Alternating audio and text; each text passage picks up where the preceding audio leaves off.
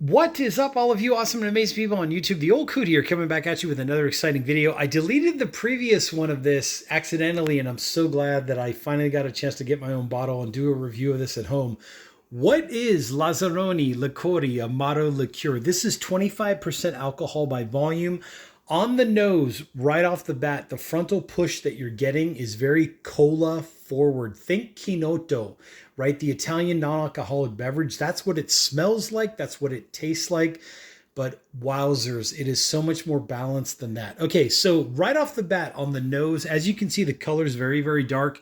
Usually what I'll do is I'll do a couple cubes of ice or a few cubes of ice and then do a 1-to-1 ratio of the Amaro or the Amari plural with some mineral water, San Pellegrino, club soda. You get the idea.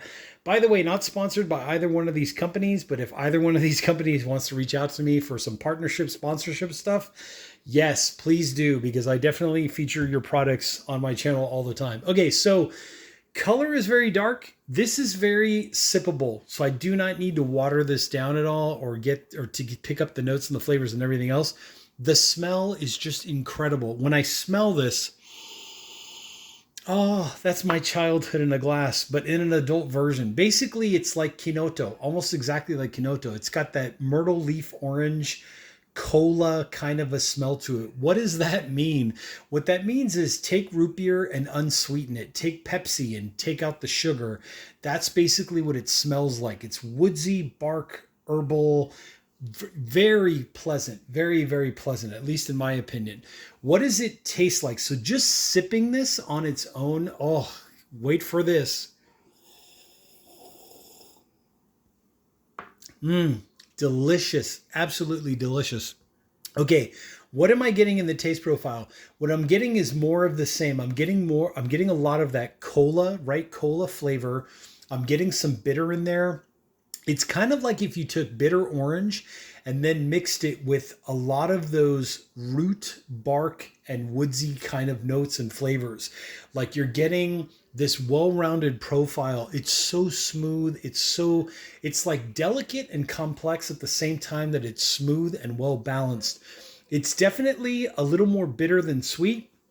I would say maybe something like 52% bitter, 48% sweet, but it's a good kind of a sweet. It's like a caramel, think of like a caramel glazed, beautiful, deep, rich, luxurious sweetness, right? And then you've got this bitter that's there. It's like two separate flavors that are hitting different parts of your tongue, and it's just amazing. Okay, in a percentage of 100, I would say this is very cola forwards, meaning like very, that unsweetened root beer bark kind of a flavor to it. And then like 40% of that, right? So in a percentage of 100, I would say maybe 40% of that would be something like you're just getting this complex, well-bodied experience of just, you don't know exactly what it is, but it's very delicious. It's woodsy, it's bark, it's rooty, I just can't put it to words. I'm actually speechless. In that percentage of 100, on the very, very bottom of the spectrum, you're getting maybe 2% or so of very sweet, pleasant tasting spearmint. This is nothing like Fernet Branca. Fernet Branca and this are like polar opposites. This is the mint that is sweet to taste. It's the spearmint, right? Whereas Fernet Branca is more peppermint, eucalyptus. Here, you're not getting any of that. What you're getting is sweet tasting mint, but like very subtle. Within that lower end of the percentage spectrum, maybe it takes a very sophisticated palate, but maybe you're picking up like a little bit of pine, thyme, rosemary, sage, those kind of mountainous herbs that you would find. It makes sense because their label shows the mountains as well. But it's nothing like Fernet Branca. Honestly, if I was going to do a flight of Fernets, I would maybe start with something like this, just so people know like what a mild, well-balanced, good tasting flavor profile would taste like, and then move into some of the other Fernets, which we will do in a future video, maybe as early as tomorrow or sometime within the next couple days. So stay tuned for that. That's the reason why you want to hit the like button, hit the subscribe button down there below, and also hit that notification bell. Honestly, in my top 5 picks for Amari, right? Plural, Amaro singular, this would be one of those best in class, meaning that and I'll do a future video, if you stay tuned for the next video right after this, I would say if I had to compare this to say Gran Classico would be over here, kind of like as a starter, cola forward Amari, then do this one. And then I would say maybe have like Chinar 70 would be like the stronger end of the spectrum. I would say this is just the perfect balance of vegetal, herbal, rooty, bark, woodsy, all that kind of stuff just all in one. The bitter to sweet, as mentioned before, I think it's something like 52% bitter, maybe 48% sweet, but you can literally identify both of those on different parts of your palate.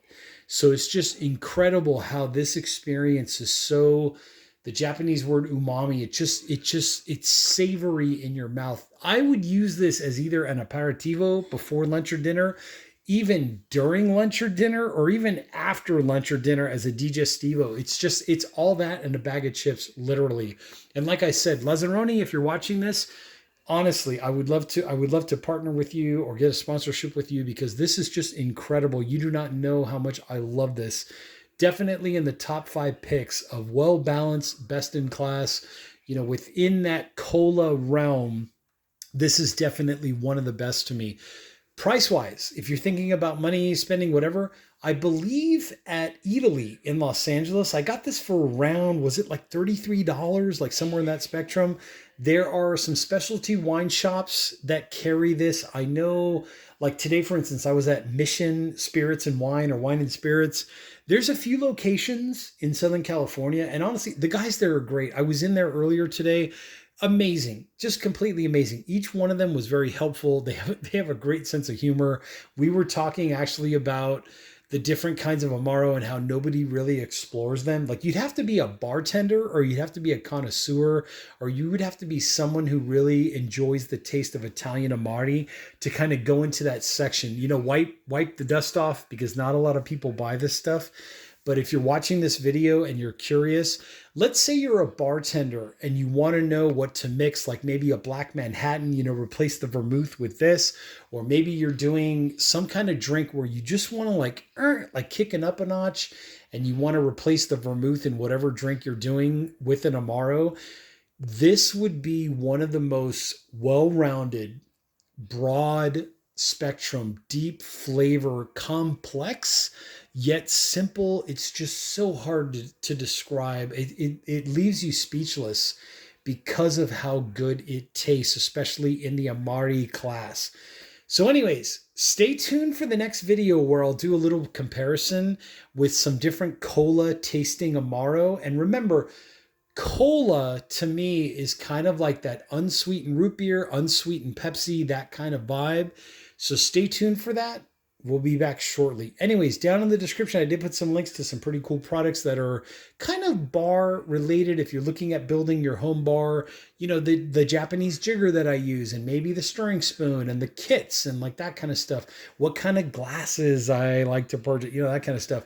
So whether you're doing this for a professional bar, commercial, whether it's for your family or friends, or you're looking for a gift or whatever, definitely check out that description section for some pretty cool products. Anyways, I'm the Old Coot, and I'll be back with another video very shortly.